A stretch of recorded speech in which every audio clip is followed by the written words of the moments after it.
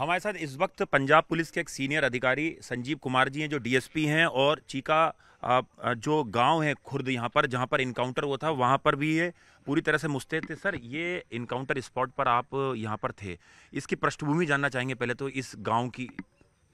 गांव ये बॉर्डर का एरिया ही गिना जाता है। बॉर्डर तो इधर से करीब 6-7 किलोमीटर दूर है, लेकिन ये सारी बेल्ट जो अटारी के नज़दीक पड़ती है, ये हमारे हिसाब से, क्योंकि क्रॉस बॉर्डर जो पहले चलते रहे हैं, काफ़ी पहले आज से 30-35 साल पहले जो क्राइम होते थे, तो उसके रिलेटेड काफ़ी गांव के लोग इन्वॉल्व रहते थे। पहले जो पांडी कहते हैं, जो कैरियर बोलते हैं, जो सामान लेकर हैं, बड़े स्मगलर तो और होते थे। तो उस तरीके से ये सभी गांव हमारी नज़र में सभी सेंसिटिव गांव थे। सर, यहाँ से पाकिस्तान बॉर्डर कितनी दूर होगी? 7-8 किलोमीटर होगा अगर बाई रोड अगर जाया जाए तो। अदरवाइज़ तो यहाँ 7-8 किलोमीटर खासा पड़ता है। खासा से सीधा अटारी और वाघा बॉर्डर पड़ता है, तो इधर गांव के बीच में से अगर जाया जाए तो 7-8 किलोमीटर। सर, कितना चुनौतीपूर्ण रहा होगा कल, क्योंकि AK-47 से लगातार जो है काउंटर फायर हो रहा था पुलिस के ऊपर, इन लोगों को न्यूट्रलाइज करना, और पुलिस की कोशिश थी कि जिंदा पकड़े जाएं ये। बिल्कुल, काफ़ी मौके भी इनको दिए गए कि आप सरेंडर कर दें, और इनके पास ग्रेनेड होने की भी खबर थी। हाँ, दिखे भी हैं। हाँ, तो ग्रेनेड की खबर थी, तो इसलिए हम अपना भी नुकसान, ये तो कोई ना बात हुई तो हम जाकर सीधा जाकर पकड़ लो, अपना नुकसान करवा लें। तो उस चीज़ को भी न्यूट्रलाइज करने के लिए, और पहले तो हमारी यही कोशिश थी कि इनको जिंदा पकड़ा जाए, तो और भी जो कॉन्स्पिरेसी में जो पॉइंट रह गए हैं तो उनको सभी पकड़ा जाए। बेसिकली पुलिस का कभी भी नहीं रहता कि इनकाउंटर हमारे लोगों के बीच में, या पाकिस्तान से तो आए नहीं जी। तो पहला तो यही रहता है कि इनको सरेंडर करवाया जाए तो और कानून के दायरे में लाया जाए। सर, ये जो इस इनकाउंटर स्पॉट है, जो ये घर देख रहे हैं हम, ये किसका घर है, और ये क्या खाली पड़ा हुआ था या यहाँ पे कोई केयर टेकर रहता था जो इन्होंने यहाँ शेल्टर ली? नहीं, ये बेसिकली गांव में जिसको हवेली बोलते हैं ना, इनका बिल्ला नाम के किसी व्यक्ति का हवेली है। ये उसका घर तो गांव में है, लेकिन यहाँ जो अपने वो एनिमल्स वगैरह, या अगर वो एग्रीकल्चर टूल्स वगैरह रखते हैं, वो सभी गांव वालों की अक्सर होते हैं ऐसे बाहर, वो थी। तो इसमें पता लगा बाद में तो कोई भी नहीं था उस वक्त।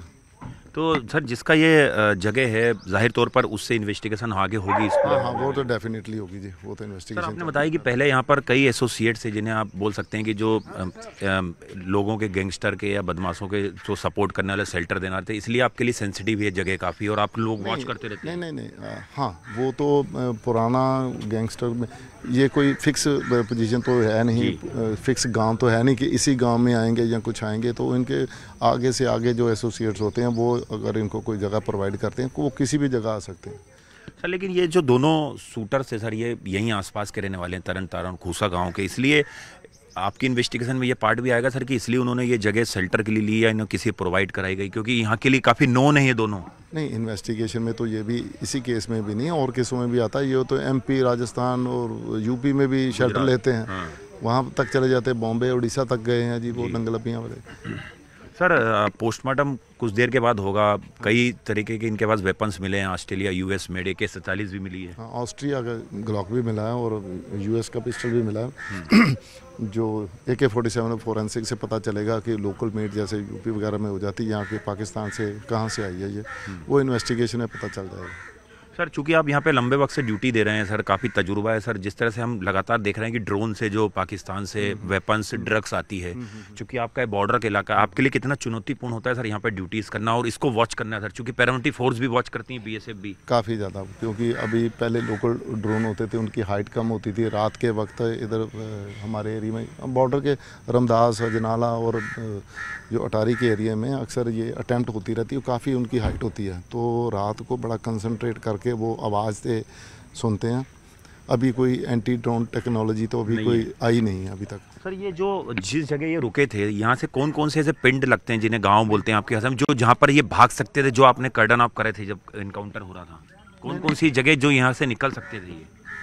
बेसिकली तो वे खासा में ही, जो अगर मेन रोड की बात करें तो अगर वो बाहर निकला हो, अगर पैदल जाना हो गांव, क्योंकि अभी धान की हुई है खेती, तो खेतों में से जाना इतनी जल्दी ये पॉसिबल नहीं है, क्योंकि मगर पीछे उनके पुलिस हो तो धान के खेतों में से निकल के जाना इतनी जल्दी पॉसिबल नहीं है सर। जिस तरह से रोड है वो तो खासे के नज़दीक ही पड़ती है, जो अपने बॉर्डर से पड़ती है, या अमृतसर से या आगे कहीं भी जा सकते एक आखिरी सवाल सर, पंजाब पुलिस ने एक बहुत बड़ा मैसेज दिया है ये कि गैंगस्टरों को इनकाउंटर करके कि अब पंजाब जो है वो गन कल्चर बर्दाश्त नहीं करेगा, जो गैंगस्टर हैं उन्हें पनपने नहीं दिया जाएगा, वो जेल से जो ऑपरेट करते हैं। और ये मैसेज है काफ़ी बड़ा उन गैंगस्टरों के लिए, ना केवल सिद्धू मूसेवाला के, और भी जो अभी भी पंजाब को ख़राब करने की कोशिश कर रहे हैं। हाँ, ये बात तो है जी, ये हमारा शुरू से ये मैसेज देने का रहा है। तो सख्ताई तो हम वैसे शुरू से ही रखते हैं इनके प्रति, हमारा कोई लीनियंसी वाला नहीं होता, लेकिन हमारा हमेशा से ये रहता है कि इनको मेन स्ट्रीम में लाया जाए, मेन स्ट्रीम में लाया जाए। तो इसीलिए कल इनसे सरेंडर करने की भी बात, अगर एनकाउंटर के बीच में भी एक दो स्टेज ऐसी आई थी कि जैसे लगा था उनकी तरफ से कि भाई सरेंडर करने लगे हैं, लेकिन फिर वो फायरिंग शुरू कर देते। सर एक आखिरी सवाल सर, लॉरेन बिश्नोई, गोल्डी बरार का गैंग काफ़ी ज़्यादा इस समय सुर्खियों में है। अमृतसर की अगर बात की जाए तो कितने लोगों को न्यूट्रलाइज आपने किया है हाल में, और कितने लोग ऐसे हैं जो अभी चिन्हित थे जिनको पकड़ना है?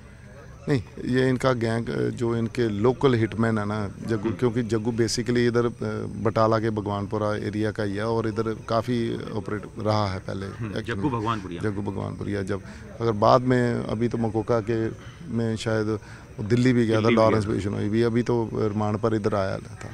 तो इस एरिया में लोकल उसके पास काफ़ी सोर्सेज हैं जो छोटे, अभी उनको वो गैंगस्टर का दर्जा नहीं दिया जा सकता, लेकिन वो स्टार्टिंग जो कर रहे हैं। हाँ, काफ़ी। सर जग्गू का वेपन्स और ड्रग्स में भी काफ़ी इन्वॉल्वमेंट है, पाकिस्तान से जो आती है उसमें भी डील करता है। हाँ जी है जी।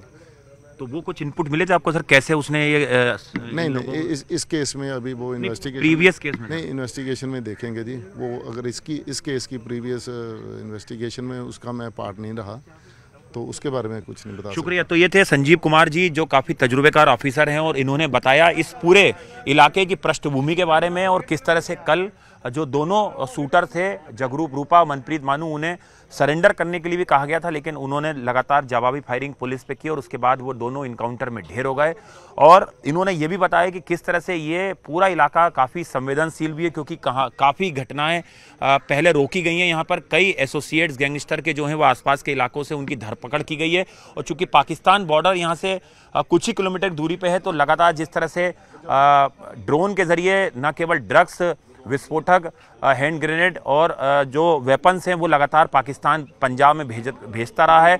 तो इस एंगल पे भी इस पूरे मामले की तफ्तीश की जा रही है कि ये दोनों शूटर्स ने यहाँ अगर शेल्टर लिया था तो आगे यहाँ से कहाँ भागने का ये प्लान बना रहे थे, या इन्हें आगे कहाँ और शेल्टर मिलने वाला था। सहयोगी चमन के साथ आनंद तिवारी, न्यूज़ 18 इंडिया, अमृतसर।